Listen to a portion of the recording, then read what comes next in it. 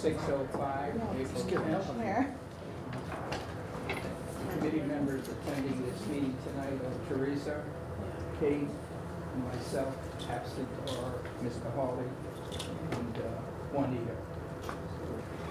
Principally, it looks like we have most of the board members here to join us at the meeting, so it'll go quick at the board meeting. We won't have to recap the same spiel. Thank you. That being said, John, I'll pass it over to you, Mike Weaver. Thank you. Thank you, Rich. I think we'll start with the financial report, and I'm going to ask Mike to walk us through the highlights. Microphone on. Does everyone have a copy of the monthly financial report?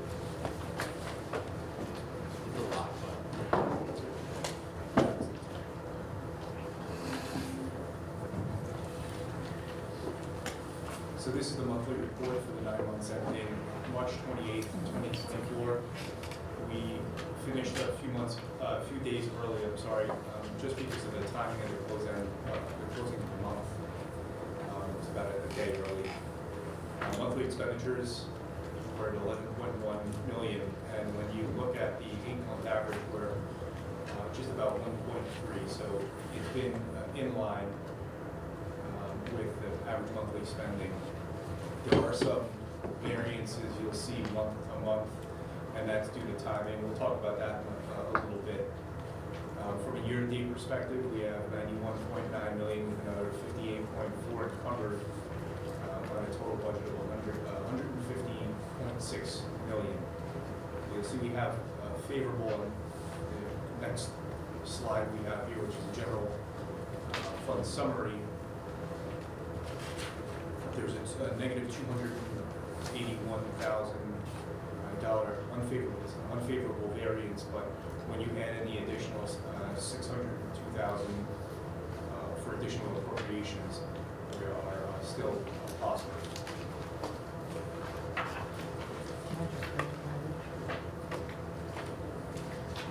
I just want to verify that our favorable balance is at $320,000, not incorrect. Correct.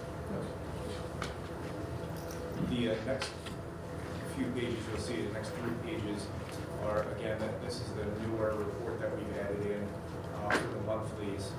Some of that, some things I wanted to point out, and John, perhaps you could speak a little bit more to this, but there were some positions in the general fund that were moved to grants. And when that happens, you move the future salary, but also anything that's been covered, like the historical amount, and with that amount goes the benefits. So you'll see there is a small downturn in the benefits line, in the 6 benefits lines there, because those expenses were moved to the grants. And that's correct. We're going to talk in a minute about, I'll call it the deficit reduction plan, and you'll see that's ongoing, so we've been moving things into the grants as part of that plan. The following page, about halfway down, under other purchase services, I just wanted to turn your attention to the first 2 lines for the month of March is 0 and 166.4 thousand. Those 2 items are for transportation, student transportation, and transportation special ed. For this fiscal year, we have just about $6 million in each one of them, which is about $600,000 per month. Those bills, we're on a cash basis, so those bills are being paid, realizing the financials when we have them. So this month, we did not have them. However, the entire amount is encumbered at the beginning of the year, so although you don't see it accounted for here in this monthly summary, you'll see it in the annual summary, and I'll talk again when we get to that portion about the student transportation. Any other lines, you'll see the same thing under supplies on that second page, about 3/4 of the way down for natural gas and electric. There is two amounts, one under another, for 0. And again, that's just due to timing. It's because we didn't get the bills in. Either we didn't get them in or we didn't in time to be included in the March numbers.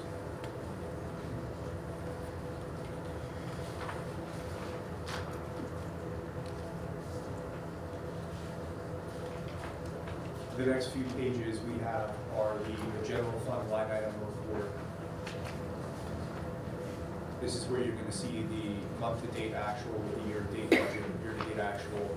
And this is where you'll see that fourth column, year-to-date encumbrances, where I said we might not have the actuals in the monthly data, but we do have the expenses encumbered.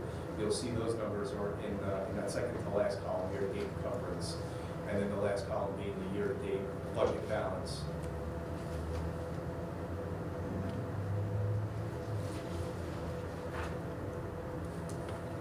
On the third page, about halfway down that report, there's a line that says transportation special ed. And if you look at what our year-to-date budget is, we have budgeted $5.89 million. Our year-to-date actual, so through March, is 2.62 with another 5.0 encumbered. And when you add that together, it exceeds the budget number. We believe that number, we're still looking at it, but we believe that number might be slightly higher in the over encumbered. I am personally a little hesitant to remove that encumbrance and lower that purchase order amount that's in there, just because special education and transportation typically are very variable. So if we come up with additional expenses for special education, specifically in transportation, that will cover us.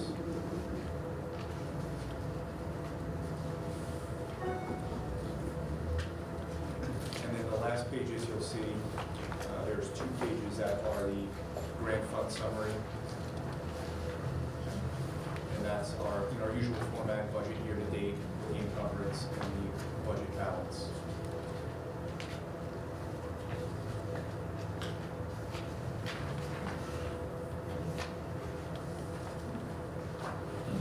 Any questions for Mike? Yeah. I'd just like to explain to somebody. I had asked them to put in that sheet which gives us the monthly expenses for the month. For me, and when I look at something, it helps me, but there are certain, and Mike mentioned the issues with that. That's basically on a cash basis. So to the point, if you don't put something into, you're paying it today, it's going to show a distortion. But I look at that for other reasons, and as long as the other reasons and the distortions pop up and we have explanations for it, such as it wasn't overlooked but it's encumbered, the year-to-date figures is really the Bible to look at. So I look at the monthly thing, for me, just to get a feel for how the numbers are going. To some people it may be confusing.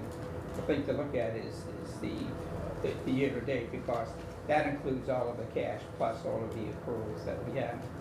The other thing is, we're 9 months into the 9 months into the year, and we're running this close variance of $300,000 positive.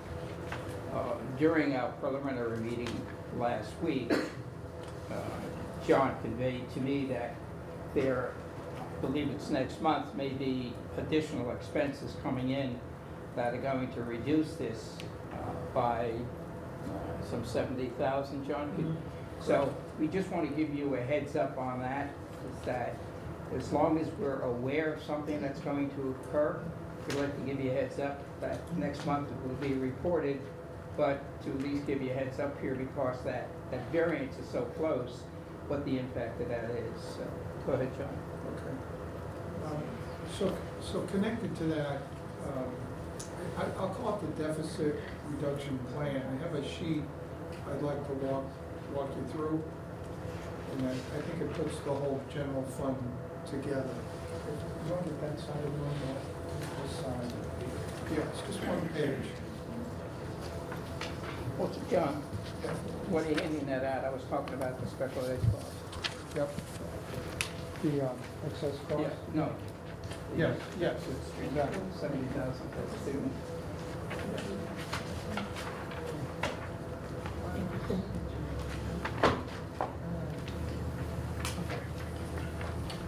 This page you're looking at, it's sort of it's the sheet I would keep on my desk as we've gone through this to remind me of the things that we wanted to do, were they done, what still had to happen, and as it's finishing up, I just put a title on it and thought I'd show it to you. And what it does is it chronicles things from the very beginning of the school year, actually a few days before that, our June of 2023 meeting. You can see that was the meeting we came and we reduced some of the lines in our budget. We reduced some supply lines, we reduced some utility lines, and we moved some positions into grants. So it was at $1.6 million. And the difference between those first two numbers, that's the $3,044,000 that's you see in some of the printouts, et cetera. And these are not in any particular order, but Roman numeral 2, that's the expiring ESSER grant, the ESSER 3 grant that expires in a couple months. We asked the state to approve an amendment where we could take some expenses out of our school budget and they were eligible for ESSER reimbursement. It took a number of weeks for the state to approve this, but they just did on April 8th. So I moved that over into the column of resources that are available.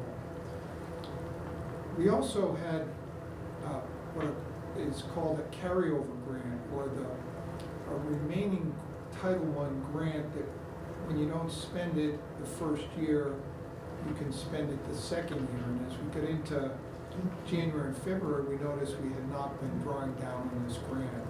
So we took some salaries out of the school budget eligible for reimbursement and put them into the grant.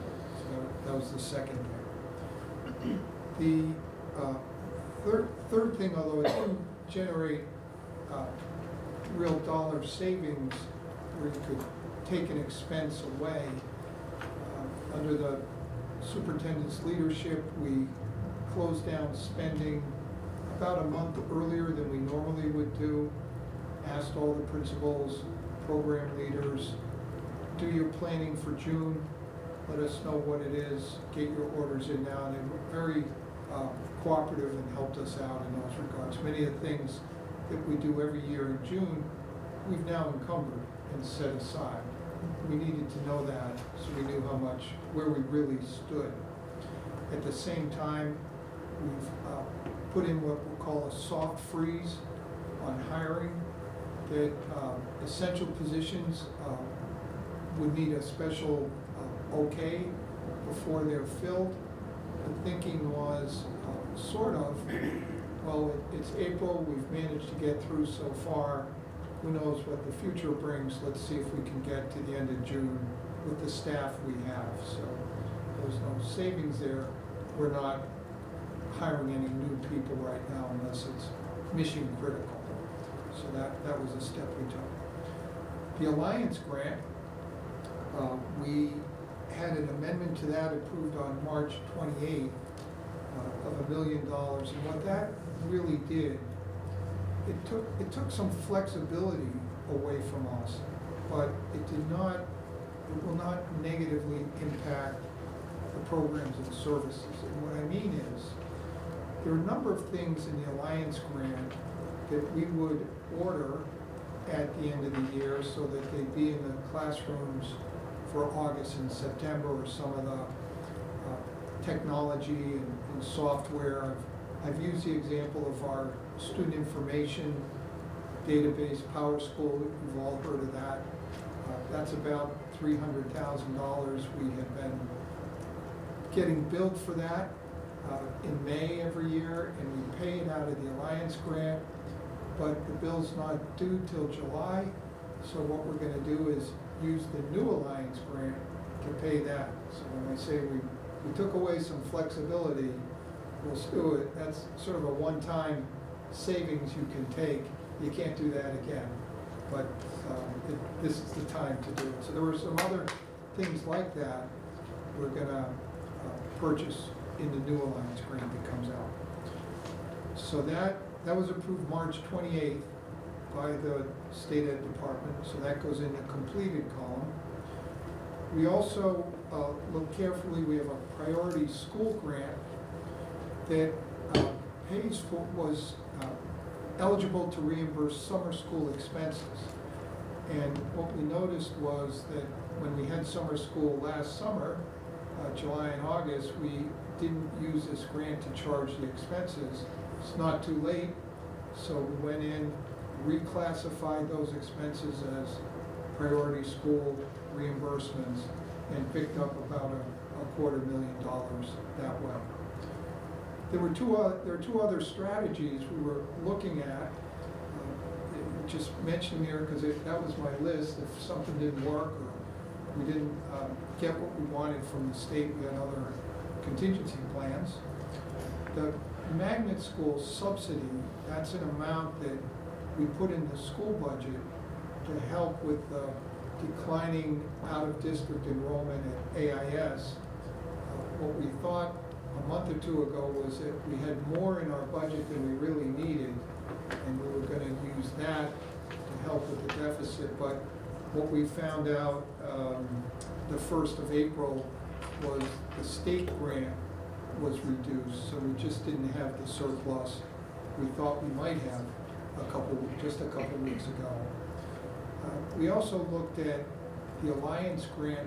Again, there's an appropriation there for substitute teachers.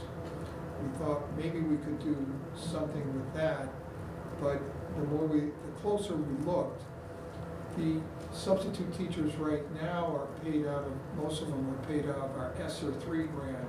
So we would have been taking an expense from one grant and putting it into another. That wouldn't have given us relief in the school budget, but it was, at the time we thought maybe it could. And then the last thing, for my own records, I kept that amount that maybe we need from the city. But as you can see right now, the strategies we employed, 5 of them, give us 4.9 million from the 4.7 we needed to balance. So there's a $200,000 extra that you'll see next month. When you see the balance, you'll see the effect of these. Some of these changes, as I was referring to earlier, some we've done journal entries, some we've done the record keeping. There's still a few more that we have to do. So that's where things stand. Great. So to put this into some sort of a event situation, when we came on the board this year, there was this big hullabaloo about the budget being shorted $4.7 million. And shortly thereafter,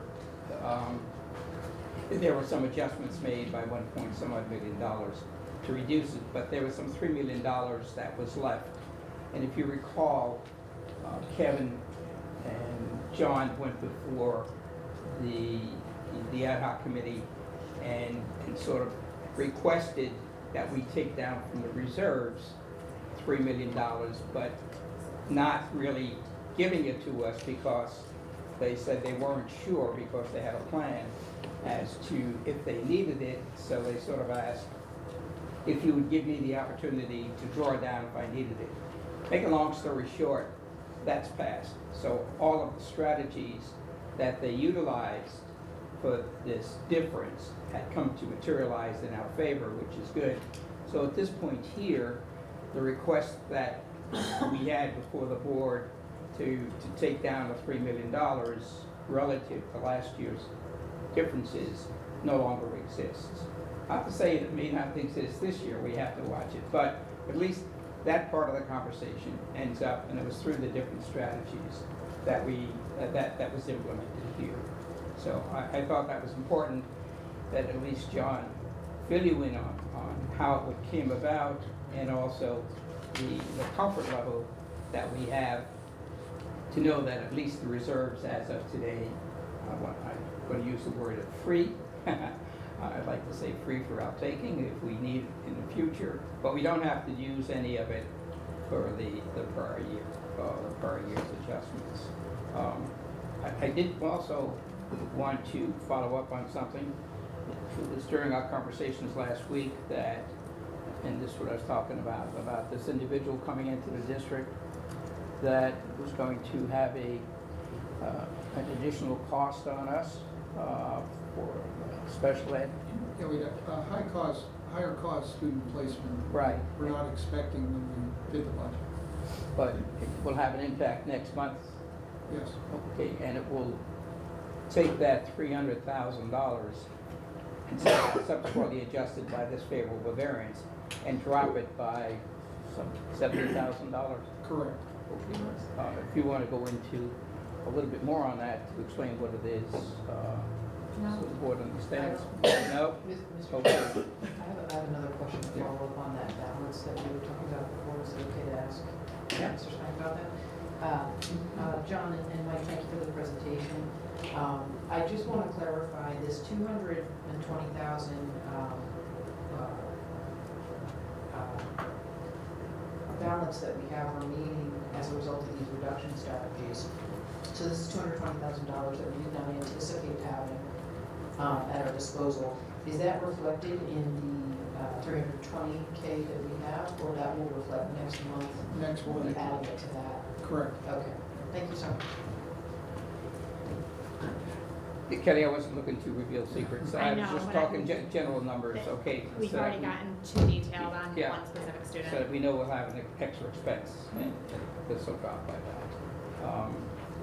So I think that pretty much concludes the financial part of this. The other thing that John brought to my attention was that in the recent week or weeks, you've heard a lot about of course, the city budget and the cap that the city has relative to the spending cap. And John put something together just basically for information to us as to what this means. If you want to just briefly go through that. Two things. This is just a matter of information so that those of you who don't understand what the cap is, this will briefly explain it. Some of the charts behind here are terribly complicated. I wouldn't get involved in that. So it came up at the city council meeting, when we were talking about our budget, you mentioned there was a sort of a side conversation that broke out with the city finance director and the mayor, and they talked about hitting this cap and how that affected how much they could spend, and I thought it's kind of a rare thing, so I wanted to take a minute and just show you what they're talking about, particularly as it might relate to next year when we're looking for a boost for the academies. I thought it was important to hear about it. Did everyone get two of everything? Okay. So, let me first, take a look at the one that says expected state aid. And what that has, what's on the top is what the city of Danbury expects to receive in state aid next year if the governor's budget remains as it is. Still not finished, but you can see there's 7 or 8 different aids, and they're called categorical aids because they're for a category. And these are the ones, if you looked in the mayor's budget book, you'd see the total here. They break them out a little bit.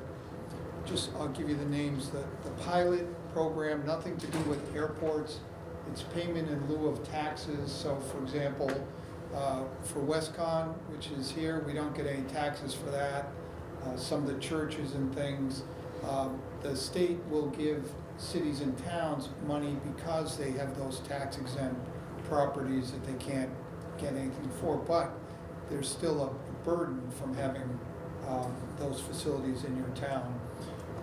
The revenue sharing, I'll get back to that in a minute because that's the one that's important. The casino money, you see here that they call it Mashantucket, Pequot, and Mohegan. That's the slot machines. That's not the sports betting, it's not here, but Town Aid Road, a misnomer, it should be called Town Road Aid, because I call it Town Aid Road, and that's money that cities and towns get to repave and things like that from the state. LoCIP is a program, certain capital projects, the state will provide aid on when you conduct them. So they know which projects they are, and they'll get their entitlement. Municipal grants and aid, that's just a general state aid that goes to cities and towns. There's our educational cost sharing. That's a revenue for the town. You can see that's the only one that was going up under the governor's budget. Everything else was flat. And then there's some adult ed state aid. You've heard us say how we need to put some money in our budget. There's a local share you have to spend in order to get this, so we've budgeted that. But, and then what I put next to it, this is what we call the runs. When the governor releases his budget, or the assembly, you first look for the runs. And it shows you town by town who's gonna get what. And the numbers that I have in the cover sheet are coming right from these runs. So you can see the payment in lieu of taxes. If you look down to Danbury, there's our numbers. So these 6 or 7 things are the entire state aid that the city gets. And other than for the Alliance grant, which we spend, they use those grants to lower the tax levy. So you can see, that's why I put at the bottom, 290,000 or 300,000. That's what the city plans to spend. They'll get state aid of 57 or 60 million, so the tax levy is the difference primarily, along with some other things. So that's first what you see. Now, the cap that they're talking about is on the next handout that has a little yellow in it. And it's a piece of legislation, it's not that old, but the point I want to make is it's not a cap on total spending like the state of Connecticut has. You know, there's some statutory language, the state budget cannot go up more than a certain amount. You read about a lot these days. What this cap does is it says that if you go above a certain amount, either, I think it's here, either 2.5% higher or the rate of inflation, then you pay a penalty on that overspending.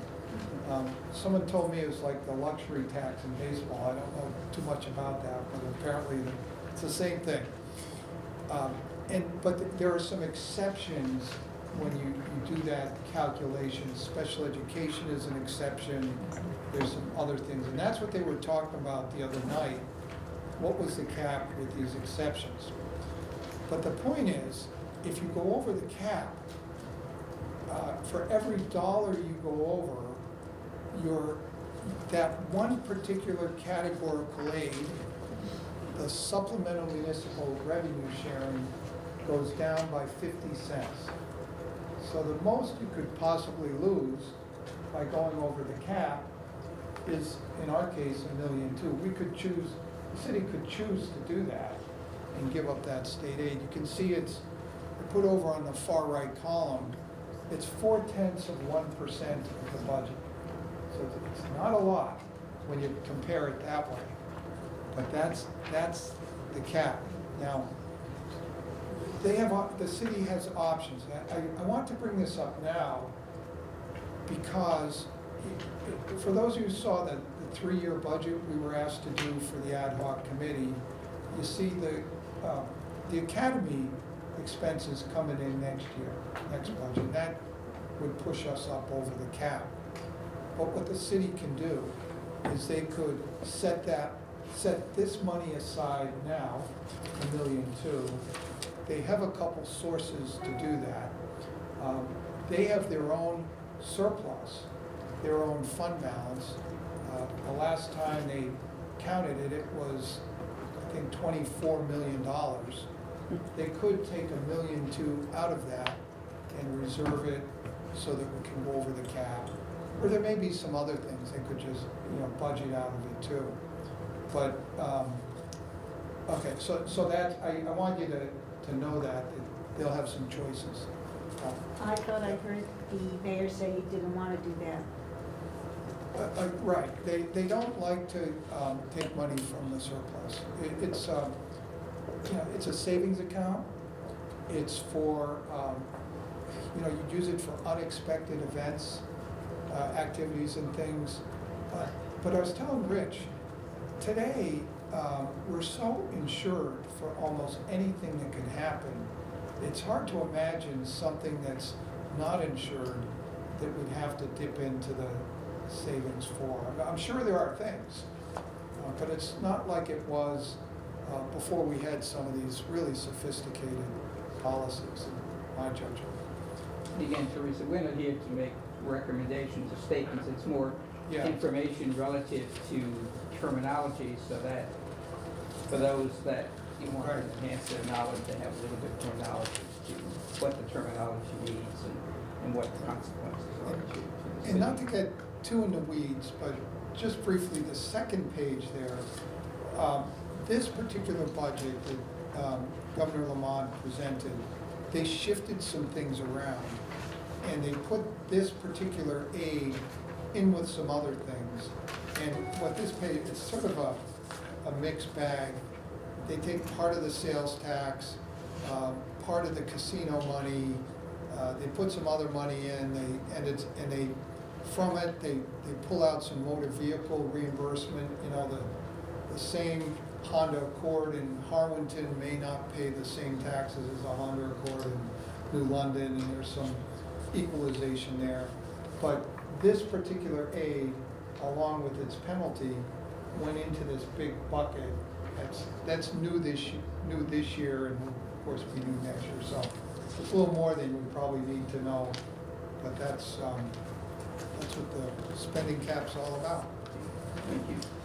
Are there any questions relative to statements from the committee members? Any board members have any other questions? Okay. If I may, Kate, could you just adjust the minutes to show that one here is here?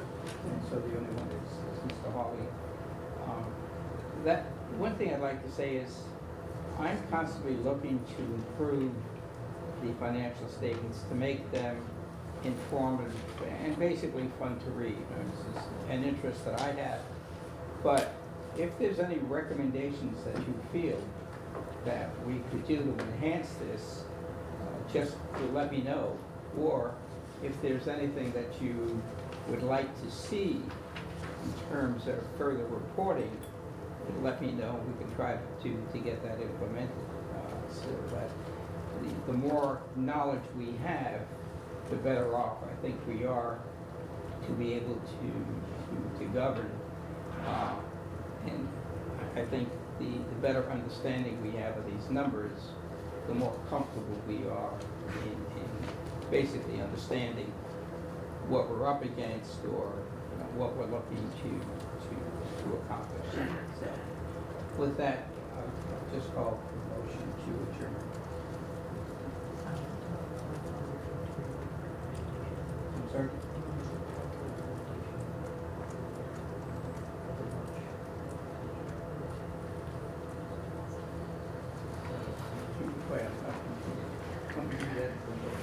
Oh, I see, I got joking. All right, it's formality, I'm not really good at formalities, I'm sorry. Yeah, so, then I will ask the committee if we could make, if they're in agreement to make a recommendation to the full board to accept the March financial report. So moved. In a second, Second. thank you. All in favor? Aye. Thank you very much. Thank you, Kate. Okay, with that, I thank you for your participation. Thank you, John and Mike. Make a motion to adjourn. Yep, please. I second. Thank you. All in favor? Aye. Thank you.